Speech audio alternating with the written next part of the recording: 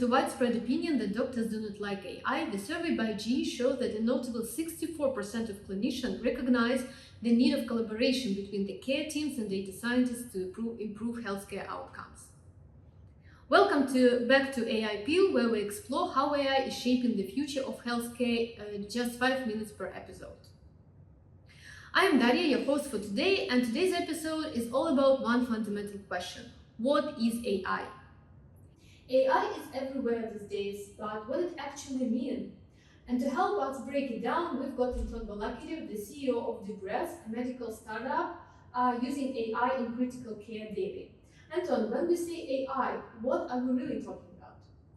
Hi Daria, hi everyone.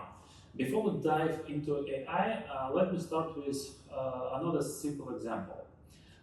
Let's say you need to figure out which person of two has higher risk of heart disease, which is 70 or which is 45 years old. I assume it's the older one. This makes sense. But what if I told you that the younger one already has some history of heart disease, is heavy smoker and overweight? I see. So there are multiple factors that we should take into account.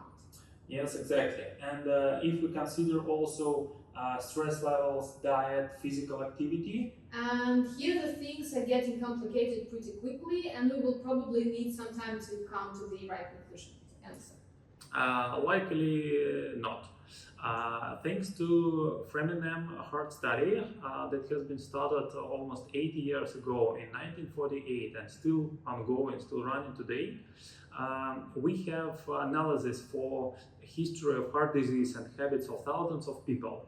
And result of this study provides us the equation that considers all the possible risk factors, almost all known risk factors.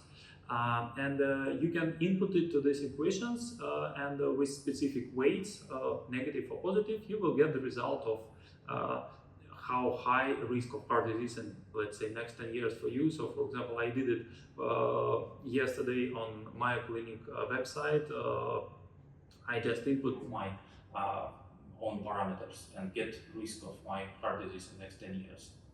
So it means that we have been using math methods for a dozen of years in different fields like chemistry, physics, or even language studies.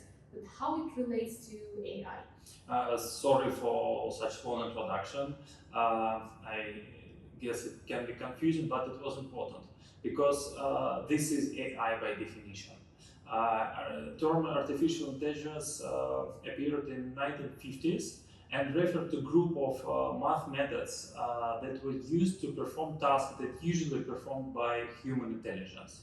So like cognitive tasks for classification of objects or making predictions or conclusions based on incomplete data or retrospective data. So what we call AI now, artificial intelligence, is a group of mathematical methods that process retrospective data to make some conclusions based on it. It can sound very fancy, modern, innovative, but in its core, AI is just math now. So basically just a marketing trick to rename math because nobody likes math, that math is boring. And turns out that we've been using these algorithms for dozens of years already, but we came up with the term just now. So why it has suddenly become a trend? It's a mix of things. First of all, we never had so much computational power as we have now. So you can watch this podcast on your smartphone, download it from internet in real time. And 60 or 70 years ago, it will take several trucks to transfer this amount of data to the computer, that size of the building, and it will take weeks to upload this data and weeks to perform this computation that now you have on your smartphone, and you get everything in real time in seconds. So it was simply impossible before. And the second point, that to be this model accurate and efficient, they must work with a really huge amount of data. So we need a lot of digitalized, well-structured data to train these models, to implement these math methods and to get some results. And only in past 20 years we have huge progress in it. So we have digitalized almost everything in our research activities, our health records, our almost each part of our life is digitalized now.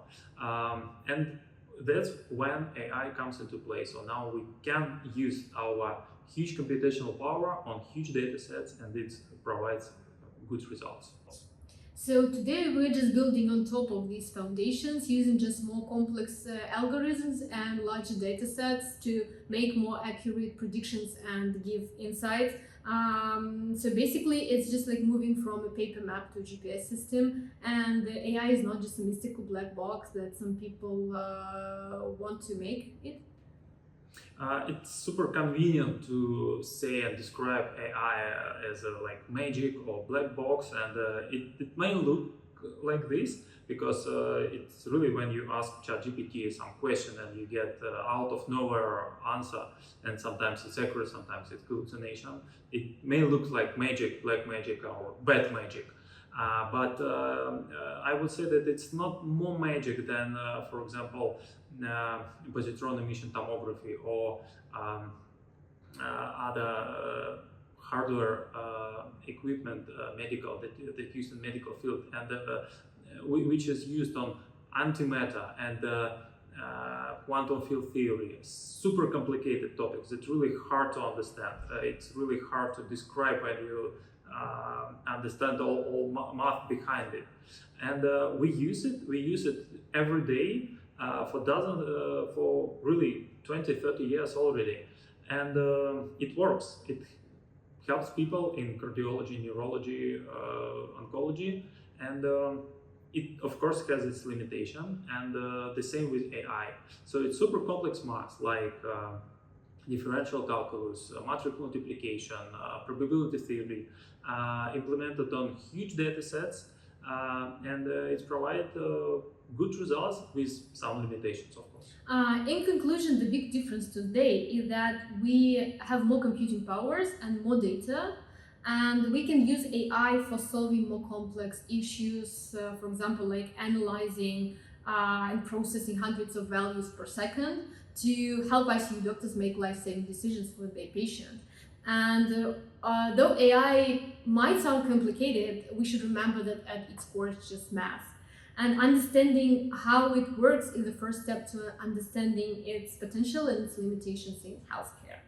In our next episode, we'll touch upon types of machine learning, like recommender system and natural language processing, etc. And thank you for being with us. And as usual, you are welcome to leave comments and ask questions after this episode. And stay tuned.